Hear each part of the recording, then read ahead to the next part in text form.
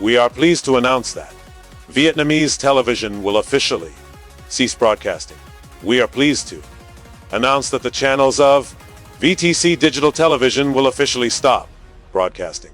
These are images we have witnessed a lot in the late 24 and early. VTC, the National Assembly, the People's News Agency. These are television channels that have been associated with many generations. Viewers have officially stopped broadcasting. Compared to the previous year, the cutting of a series of television channels is the culmination of a larger effort that Viet Nam is resolutely implementing under General Secretary To Lam. This is a particularly important task to streamline the organizational structure of the political system. But why does Vietnam need to streamline its political system? Let's go back to before Mr. To Lam took office as General Secretary to see how the Vietnamese political system was organized. Imagine Vietnamese political system as a tree with roots originating from the central government and branches spreading to all provinces and cities, starting from the central level and working downwards. The Communist Party of Vietnam plays a leading role in the entire political system. Party organizations are also present in specialized fields such as the military, police, business, and overseas party branches within the party structure. The National Congress of Delegates is the highest leadership body held every 5 years between Congress. The Central Committee assumes this role. This body also elects the Politburo, the General Secretary, the Secretariat, and the Central Inspection Committee. The Central Committee advises the party on 8 specialized areas, along with the Theoretical Council, which acts as an advisory, and 3 other affiliated organizations. While the party plays a leading role, the state plays a managerial role. Basically, the state is elected by the people. You've certainly heard of the key components of the Vietnamese state: the National Assembly, the government, the president, the courts, and the bureaucracy. The National Assembly is the highest state power body with the task of legislation. The fine for running a red light, which you may unfortunately have to pay, is regulated by this. It represents the will of the people and has an electoral term every 5 years. The Standing Committee of the National Assembly, comprising the chairman, vice chairman, and members, is convened.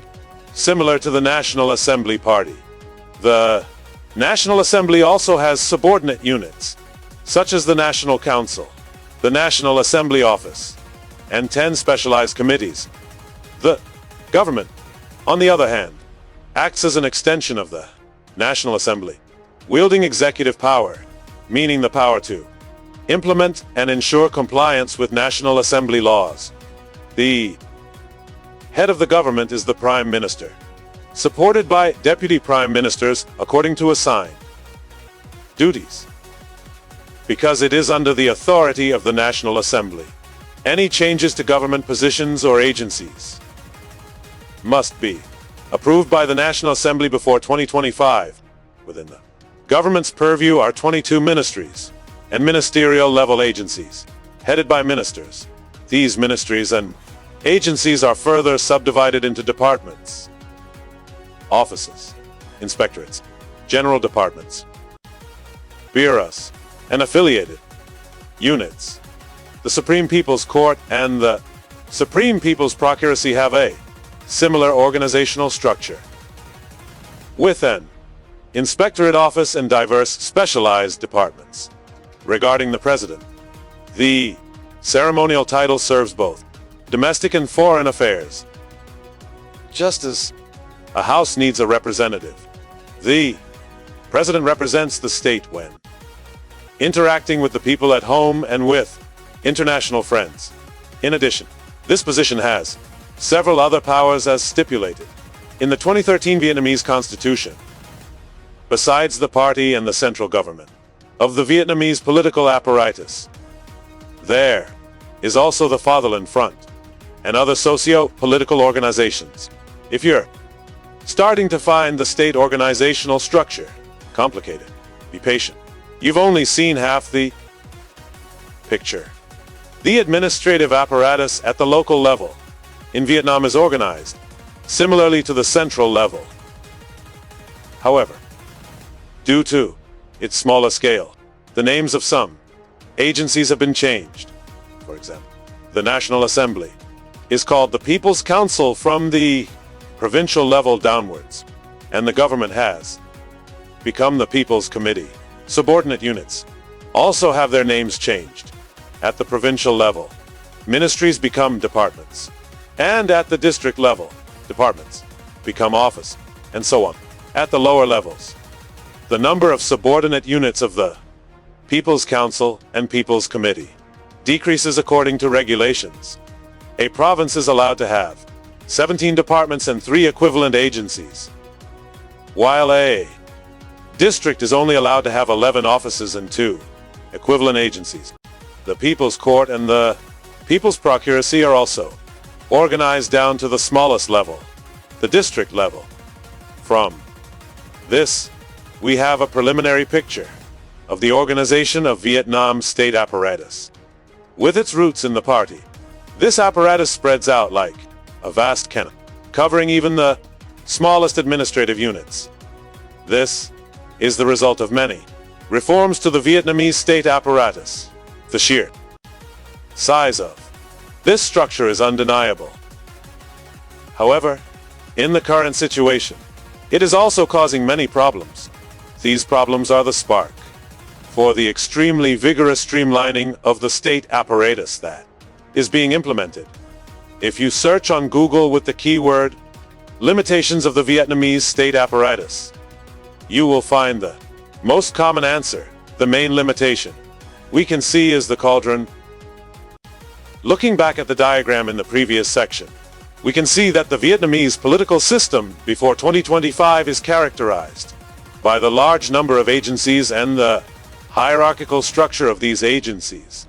One cause of this problem lies in the regulations defining the functions, powers, and responsibilities of many state agencies, resulting in overlapping and duplication of their areas of responsibility. For example, the Ministry of Construction and the Ministry of Transport, according to government regulations, have the Ministry of Construction's responsibilities and authority over urban transportation infrastructure, while this is the primary responsibility of the Ministry of Transport, which manages transportation projects from road, railways, waterways to civil aviation.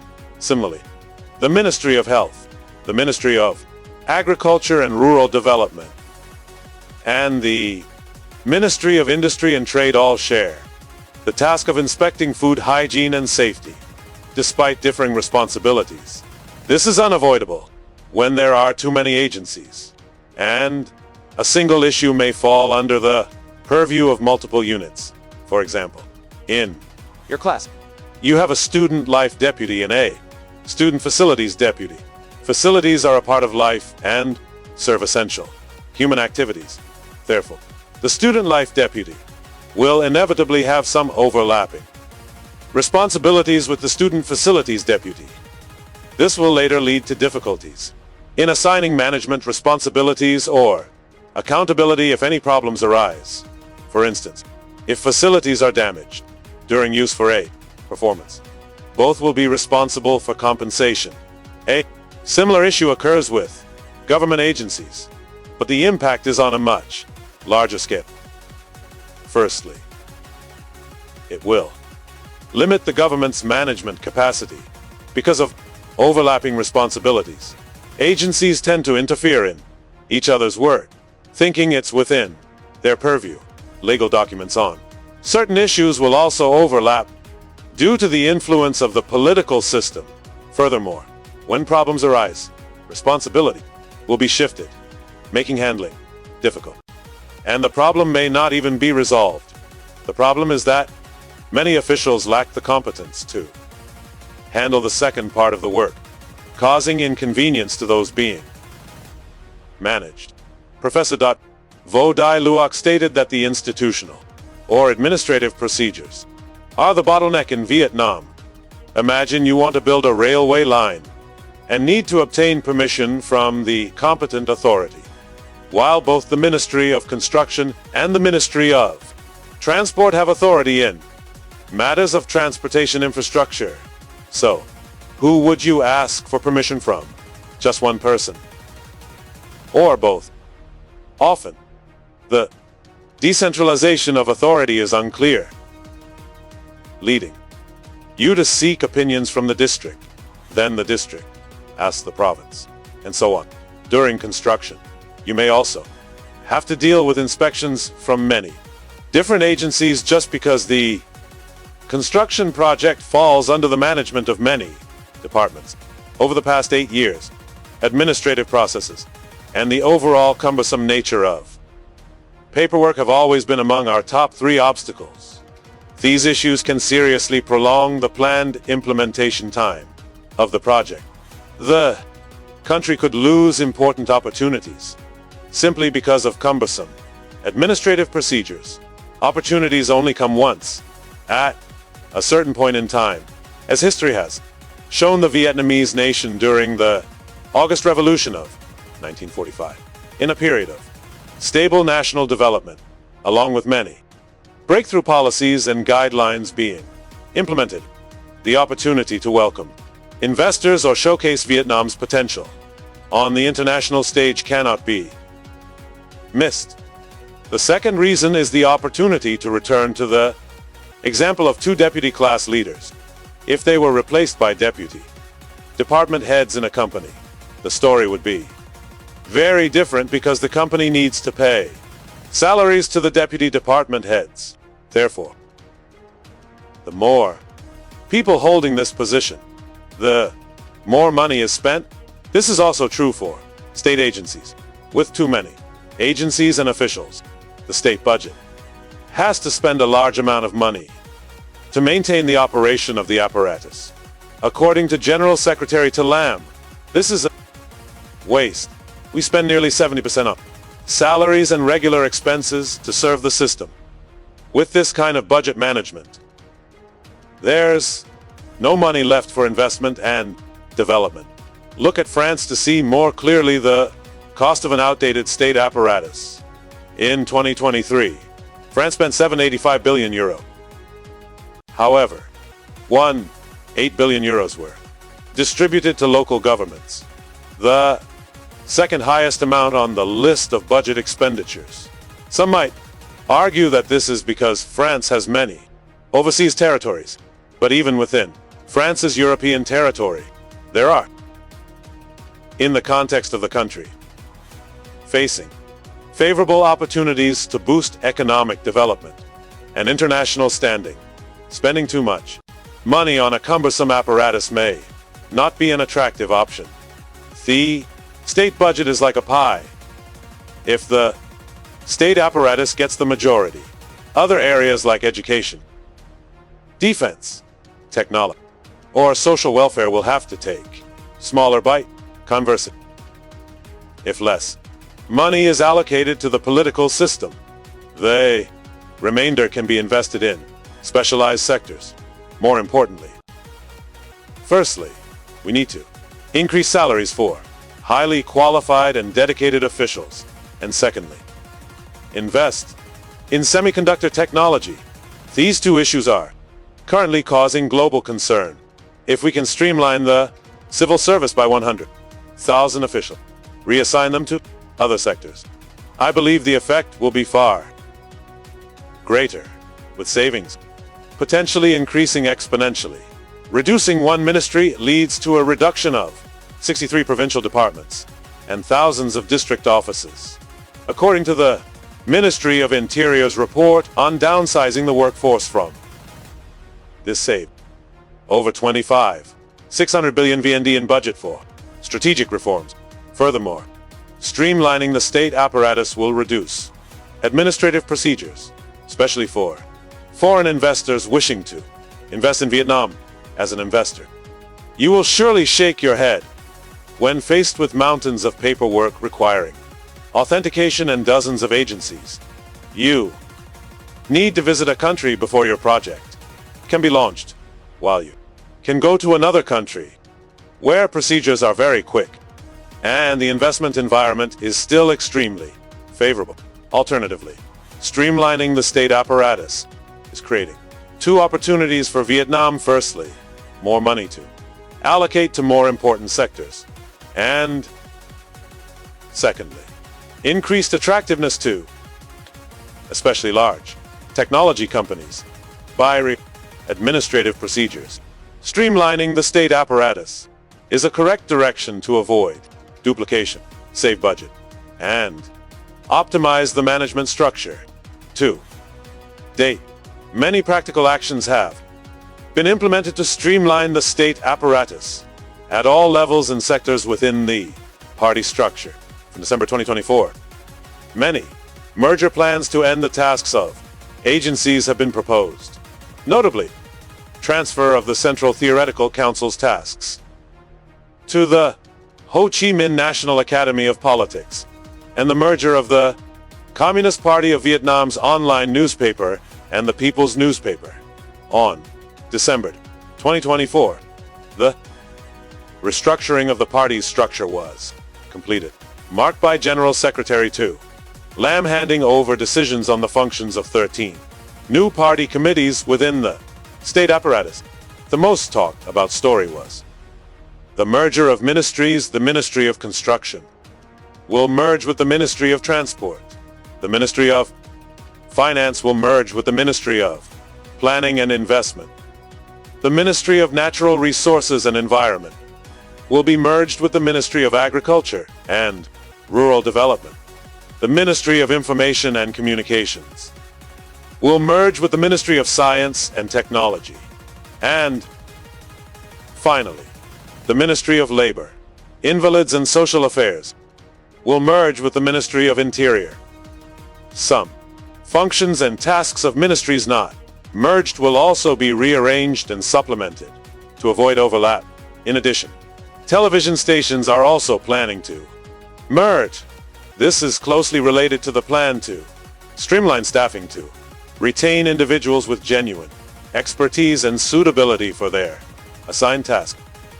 The streamlining of the apparatus is also being actively carried out at the local level. For example, 4 project management boards in Bac Ninh province. Ninh is being merged into 2 units. Nung Gayan is also planning to reduce 12 departments to just S or X, or even more so, the story of reducing intermediate levels at the local level in the police force. It can be seen that under General Secretary To Lam, the streamlining of the political apparatus is being carried out very strongly with the full participation of agencies from the central to local levels. Some achievements have been made. However, this is a very long journey, and it also has many rough patches that Vietnam needs to overcome. In all social issues, people are always the first factor to consider. Streamlining the apparatus is no exception for state officials. This is a very sensitive turning point because it directly touches their interests in psychology. The most basic interest here is financial. Just think, if suddenly your regular monthly salary disappears, what will you use to pay for daily living expenses, raise children, and countless other things? Psychologically, facing many people may become dissatisfied, loss of faith in the party and the state, and subversive organizations may exploit this situation to incite political and social unrest in Vietnam. Facing these difficulties, Mr. Levan Quang, deputy head of the National Assembly delegation of Thanh Ho province, believes that downsizing the workforce needs a specific step-by-step roadmap to give officials time to understand the policy and find alternative solutions. He suggests that initially, the system should be streamlined. First, then consideration should be given to eliminating ineffective positions. The state also needs to have adequate and transparent support policies for individuals, subject to downsizing. Furthermore, the Vietnamese people's reluctance to change is a major challenge. The 4,000-year-old agricultural culture has inadvertently created a tendency towards settling down and seeking stability. This facade of stability has created a safe haven for incompetent officials who manage to get into state agencies through various means. A segment of incompetent individuals remain, and what they do remain in is merely to maintain the so-called state apparatus. The streamlining of the bureaucracy not only reduces the number of administrative layers at various levels but also represents a qualitative change in the state's operation. To achieve this, officials need to possess genuine competence, knowledge, and expertise to perform their duties effectively, especially in managerial and leadership positions. This is also the aspiration of the Vietnamese people for many years. Therefore, overcoming the mindset of wanting stability and change will be key to the Vietnamese state apparatus selecting truly qualified individuals. The process of streamlining the apparatus may require significant time and resources, but without this transformation, Vietnam will face even more challenge.